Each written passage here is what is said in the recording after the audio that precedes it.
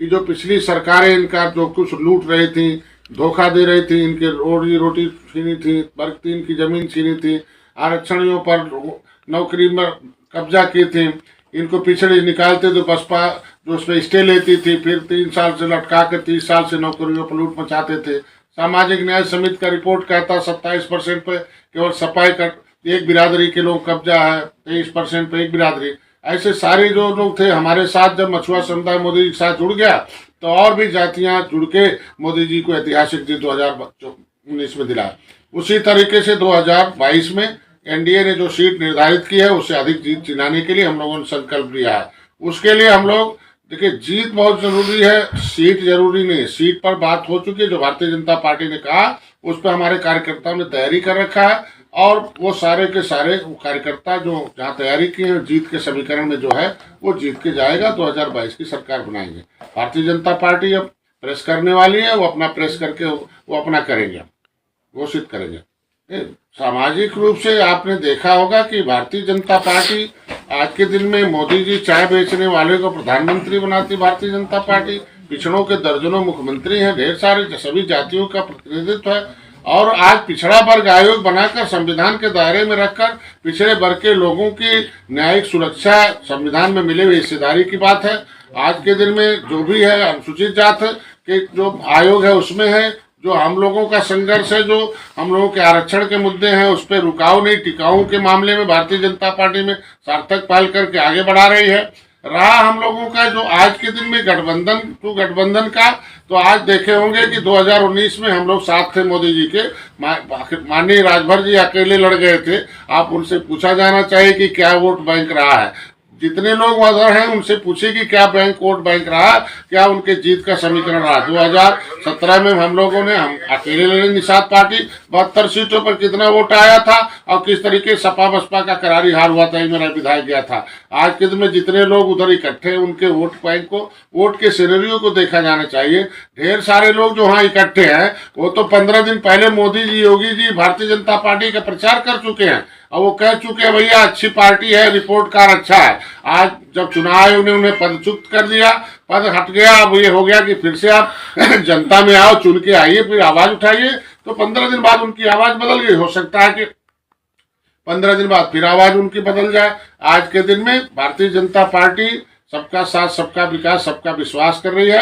हम कहते हैं मिला, जिस जहां से मिला है वहां तो हमें पहुंचाया, आरजीआई से मिलना आरजीआई तक पहुंचाया, लेटर तो लिखा, आरजीआई ने सामाजिक न्याय समिति को लिख दिया। सिस्टम है ना, 70 साल से इन लोगों ने तो आरक्षण के नाम पर गोली चलवाया ना, हमको जेल भिजवाया ना, आरक्षण के नाम पर गाड़ी फुकवाया, आरक्षण के नाम पर तांडव मचाया, महिलाओं को, बच्चों का बहरा कर दिया, आरक्षण के नाम पर सदन में आवाज उठाते विरोध करते हैं।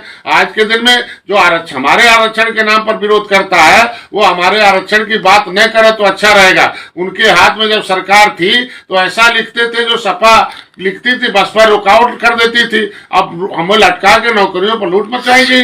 आज के दिन में भारतीय जनता पार्टी से तय हो चुका है, आरक्षण के मुद्दे जहां हल होने 70 साल से इन लोगों ने उलझा रखा है। जब संविधान में मझवार और तुरैया है, 70 लाख थे, गिनते गिनते इन्हीं लोगों ने 3000 कर दिया, कलम से हमें मार दिया, हमारी नौकरियों पर ताल घाट नहीं चला। वो भले आदमी है, मैं उनकी बुराई नहीं कर सकता, लेकिन उनके जो नीतियां हैं और जो उनके क्रियाकलाप हैं अगर अच्छे होते तो 2014, 2017, 2019 से लगातार जनता उन्हें हटाती नहीं, उनसे दूर नहीं होती।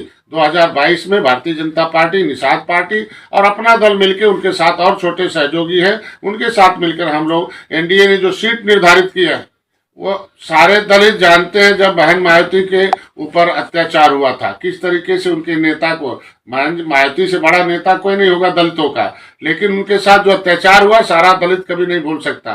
सपा की जब सरकार बनती रही, किस तरीके से दलितों पर अत्याचार होता रहा, वो कभी नहीं भूल सकते हैं। हम तो खुद भोगी है ना, रेल केंद्र सरकार की होती है, उस पर मैं रेल ट्रैक आंदोलन कर रहा था, 1 महीने से राजस्थान में गुर्जर आंदोलन था, एक डंडा नहीं चला था, लेकिन मैं अपने समाज की आवाज उठा रहा था, संविधान में मिला हुआ केंद्र से सहारा मांग रहा था, एक ही घंटे के अंदर गोली चलाई, एक भाई मारा गया, हमारे लोगों को पिटाई हुई, जेल गए, 302 का फर्जी मुकदमा हुआ, 60 गाड़ियां जलाई गई। हमसे ज्यादा दर्द कोई नहीं जानता होगा मेरा समाज, इसीलिए तो उनसे दूर हो गया है। आज के दिन में ये पिछड़ों के साथ, पिछड़े के नेता बनकर पिछड़ों का हक हिस्सा लूटना, दलितों के साथ अन्याय सारा कोई नहीं भूल सकता है। इसीलिए तो आज के दिन में मोदी जी के संरक्षण में सबका साथ, सबका विकास, सबका विश्वास हो रहा है। किस तरीके से अन्याय होता था सारे लोग जानते हैं, इस तरीके से उनसे दूर इसीलिए हुए। तो वो नेता हैं, उन नेताओं के पास अगर ताकत होती तो सामाजिक न्याय की लड़ाई के लिए वो संघर्ष करते, सम्मेलन करते, आंदोलन करते, बड़े पदों पर थे, विधानसभा में थे, मंत्री थे।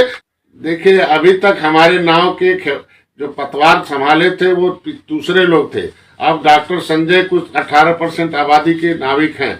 जिस नाव में नाविक बैठता हो कभी डूबने नहीं देता है। हम लोग भारतीय जनता पार्टी के साथ हैं, 2022 की सरकार बनाएंगे। वो 2014 से डूब रहे हैं, 2014, 2017, 2019 में। सपा बसपा से बड़ा गठबंधन नहीं कोई हो सकता ना, कांग्रेस सपा से बड़ा गठबंधन नहीं हो सकता है। इन लोगों का सिनेरियो देखिए, राजभर भाई अलग से लड़ गए थे, जितने नेता इकट्ठे हुए उनका क्या दशा, उनके पास क्या रहा है। उन्होंने कभी पद पर रहते कभी अपने समाज की लड़ाई लड़े, इसलिए वो खुद ही डूबते हुए, डूबते जहाज में बैठे हुए।